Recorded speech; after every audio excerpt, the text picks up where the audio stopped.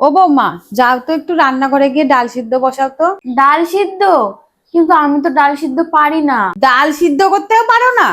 তাহলে তোমার মা কি শিখিয়েছে? কি পারো তাহলে? আচ্ছা ঠিক আছে, শোনো, একটা ফ্রাইং প্যান নেবে, তার মধ্যে 2 কাপ জল নেবে, 1 কাপ ডাল নেবে, 1 চিমটি লবণ, 1 চিমটি হলুদ, ও আচ্ছা, আর একটা লঙ্কা দেবে। যাও এবার গিয়ে করো গে। ও ঠিক আছে, আমি এবার পারবো করতে। মা, আমার ডাল সিদ্ধ হয়ে গেছে। বাহ, তুমি আটা মাখতে পারো? হ্যাঁ, আমি আটা মাখতে পারি। তাহলে এক কাজ করো, সুন্দর করে আটাটা মেখে ফেলো। আচ্ছা ঠিক আছে। না, বউটা মনে হয় ভালোই, আমি সবসময় খারাপ ভাবি। এ বাবা, এটা কি করেছে ও? ও বলে ডাল সিদ্ধ করেছে। ও বৌমা, হ্যাঁ মা। ওটা কি করেছো তুমি? কেন মা?